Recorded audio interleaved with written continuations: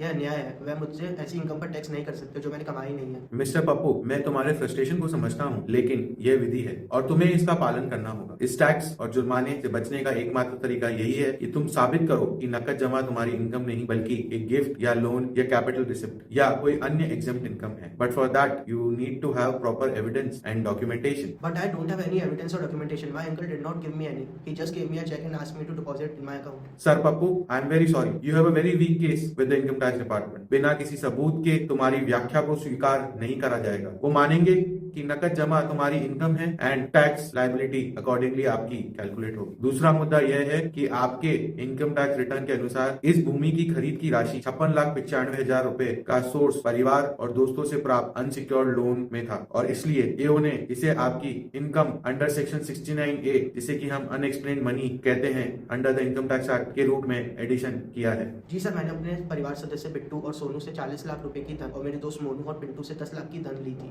तो कैसे अनएक्सप्लेन धन हो सकती है? Please explain. देखिए मिस्टर पप्पू, टोटल 56,95,000 का नोटिस था। उसमें से 21 लाख रुपए आपने कहा कि आपने कैश जमा कराया और बाकी के 35,95,000 आपको आपके फ्रेंड्स, फैमिली और रिलेटिव्स ने एज अ लोन दिए हैं।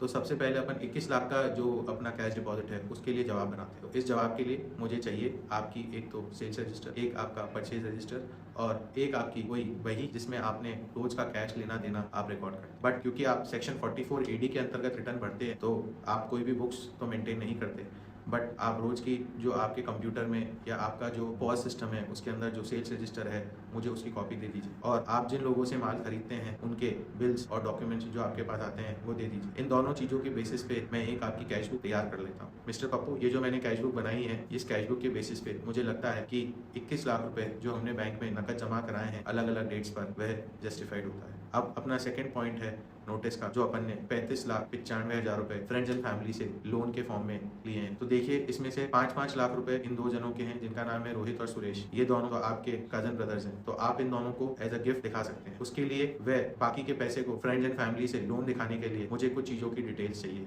तो जो आपने अपने फ्रेंड्स फैमिली से जो पैसा लिया है उसके लिए मुझे उन सभी लोगों के नाम, उन सभी लोगों के पैन कार्ड, उन सभी लोगों के आधार कार्ड या और कोई भी आइडेंटिटी डिटेल जिससे ये जस्टिफाइड हो कि ये जेन्युइन पर्संस हैं and they are presently alive. Third point, मुझे इसके साथ में इनके बैंक अकाउंट्स की कॉपी भी चाहिए होगी जिससे इन्होंने आपको ये पैसा ट्रांसफर करा। मुझे बैंक अकाउंट्स की कॉपी क्यों चाहिए? क्योंकि सेक्शन 68 के अंतर्गत अब जो नया कानून है उसमें असेसिंग ऑफिसर हमसे सोर्स की सोर्स भी मांग सकता है। आपको नोटिस मिला है 56,95,000 की इन्वेस्टमेंट की सोर्स बताने के लिए। उस सोर्स की सोर्स जो हुई वो हुई हमारे जो फ्रेंड्स एंड फैमिली से हमें पैसा प्राप्त हो उसके लिए। हालांकि ये अमेंडमेंट भी अभी इस करंट फाइनेंशियल ईयर से एप्लीकेबल है, but still for justifying the source it is important that I feel कि हम हमारे फ्रेंड्स एंड फैमिली उनके बैंक अकाउंट स्टेटमेंट्स भी इनको प्रोवाइड करें। हाँ सर, मेरे सभी दोस्तों और परिवार से जो लोन के लिए कुछ भी रुपए लिए हैं वह सभी चेक के माध्यम से थे और मेरे पास उनके पैन नंबर, आधार और बैंक का पूरा विवरण है और मेरे परिवार और दोस्त आपको लिखित पुष्टि भी दे सकते हैं कि उन्होंने मुझे लोन प्रॉपर्टी परचेज के लिए प्रदान किया है। Sir, since you have complete PAN, Aadhaar, bank details, statement, and other IDs and confirmation, which have also been verified by respective people under the provisions of Section 133(6) of the Income Tax Act, thus it cannot be said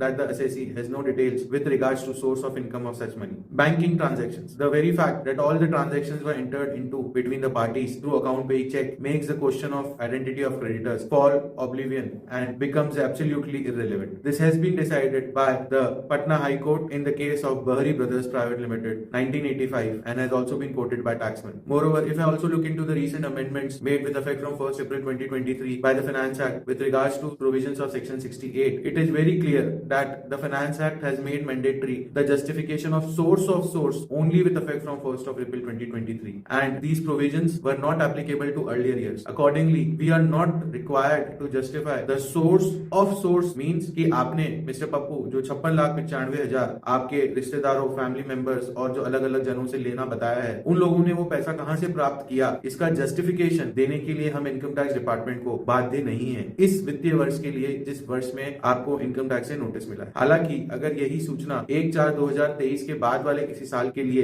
income tax department अपने से demand करता है तो हमें यह सूचना और इनकी सोर्स का जस्टिफिकेशन डिपार्टमेंट को देने के लिए बाध्य है और जरूरी है। देखिए मिस्टर पप्पू, मैं आपको सबसे पहले तो बधाई देना चाहूंगा कि आपने जो फैक्ट्स, डॉक्यूमेंट्स हमने जब जब मांगे हमें दिए और उसकी वजह से हमें प्रॉपर रिप्लाई ड्राफ्ट कर सके। और वो रिप्लाई देने के बाद अभी ये जो आपको नोटिस मिला है आज 148A सब क्लॉज जी का, जिसके अंदर एओ ने जो जो अपने डॉक्यूमेंट्स दिए थे उन सबको मान लिया है और उसने 148 की प्रोसीडिंग्स आपके अगेंस्ट में ड्रॉप कर दिए। तो आपको बहुत बहुत बधाई। और इनकम टैक्स एक्ट में अगर हम हमारी सारी डिटेल डॉक्यूमेंट सब चीजें मेंटेन करते हैं और सारे फैक्ट्स एंड डिटेल्स को अच्छे से एक्सप्लेन करेंगे तो मैं ये मानता हूँ कि ऑफिसर भी हमें सपोर्ट करेंगे और हमारी चीजों को समझेंगे। तो थैंक यू वेरी मच और लीगल फैक्ट्री देखते रहिए। Seriously, Legal Factory not only make legal issues easy by letting its family know about the scheme that government makes, but also help to benefit its tax bill, but also act as a ready-to-use tax guide. So do follow legalfactory.in. For more such videos, stay tuned and follow legalfactory.in.